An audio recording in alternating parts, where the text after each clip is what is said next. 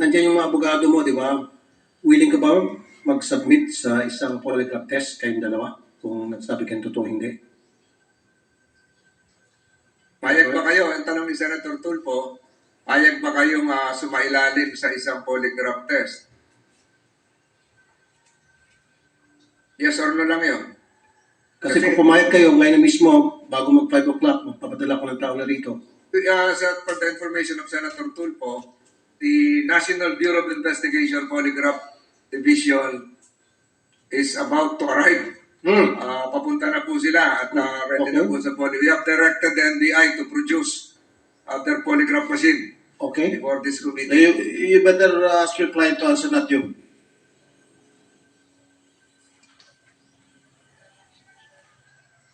Yes, Your Honor, kung lahat po kami, pati yung mga testigo nila, lahat-lahat. I'm only asking you, not the others. Ikaw ang tinatanong ni Senator Tulfo at yung asawa mo, kayong dalawa lang. Dapat po, pare-parehas. Ay, hindi. Ikaw nga ang tinatanong lang eh. O ang asawa mo eh. Answer! Kung hindi po sila kasama daw po, ay pwede pong... Ano kinalaman nila? Kasi Ikaw lang tinatanong ni Senator Tulfo. Kasi po nagsisinungaling sila. Sa amin nila tinuturo yung ginawa nilang kasama. Hindi nga, mamaya ako na siya tatanungin, ikaw lang tinatanong ko. Tanungin mo lang ako, yes or no, ikaw lang. Huwag mo lang sila intindi, yes or no. Hindi po. Dapat kapareha. Hindi. So ayaw mo. Opo. Ikaw lang, Mr. Ruiz, yes or no lang. Para malaman kung nagsasabi kayo ng totoo. Ano po yung sinabi ng aking asawa po, yun ano po. Pero alam niyo, in the court of public opinion, guilty na agad kayo kasi tumatanggi kayo. In fact, we're helping you. Alam mo ba itong ginagawa namin? Tinutulungan namin kayo. Kasi kung talaga wala kang tinatago, nagsabi ka na totoo, you will say yes. At maaaring ito yung magbibigay linaw sa amin lahat na maaaring ang inosente kayo. Maybe. Pero yung pagtanggi nyo, dito, lumilitaw na meron kayong tinatago kasi kung wala kayong tinatago, heck, sige, lie detector test, kahit ilang beses pa. Let the record reflect that spouses Ruiz are being advised by their counsels right now. Mr. Chairman, Can you answer? May tanong ni Senator Tulfo, Mr. Ruiz. Kung wala kayong tinatago, papayag kayo eh. Your Honor, ganun din po dapat sila kasi sila yung mga gumawa sa amin nila pinapatong ginagawa. Hindi, mamaya na ngayon sila. Okay? Huwag mo akong turuan, huwag mo akong diktahan. Alam kong ginagawa ko. So, kung alam kong ginagawa ko, dapat alam mo rin yung sasagutin mo. Ang sagot doon, yes or no. Huwag kang magbigay pa ng pasikot-sikot na sagot. Kung no, no.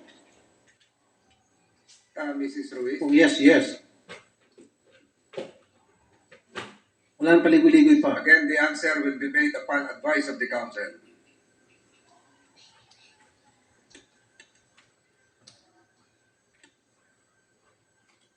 And Senator De La Rosa will be recognized. yes, sir.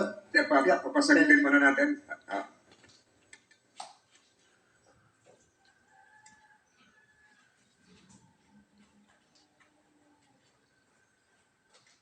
Ruiz, upon advice of your counsel, what is your answer? Kung pumayag po sila, papayag po kami. Hindi nga eh, ma'am eh. Ikaw lang tinatanong ko, ba't mo ako tinutulak sa ibang tao? Mukhang mahina ata yung lawyer mo eh. Magpalit ka kayo ng lawyer. Kasi mali tinuturo sa'yo, mali ang binubulong sa'yo.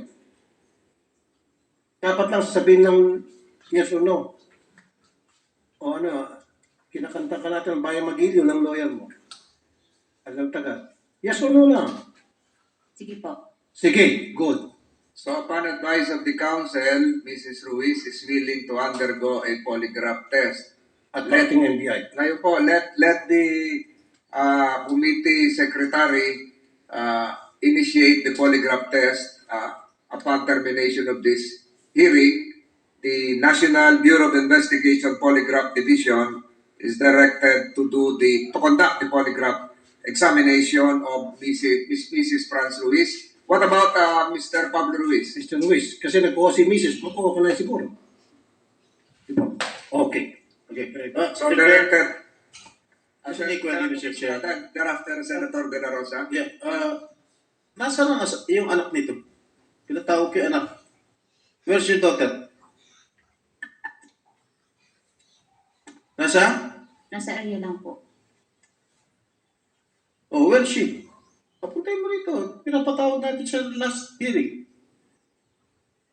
Pwede ka pong yung i-ano nyo ng CICF kasi po, kumbaga executive session kasi po yung aking anak bata pa. Nung sinabi ng Ate LB na sinasaktan siya at that time, yung anak ko po is 15 Papuntay years, nandito. 15 years old lang. Pakilakas po, pakilakas po. Pwede ka pong CICL, yung executive o executive session kasi po, yung aking anak, yung sinasabi ng Ate LB na sinasaktan siya at that time po, yung aking anak is 15 years old po lamang. There is a manifestation here manifestation request coming from Mrs. Franz Garcia Ruiz, the mother of the supposed to be child witness resource person here.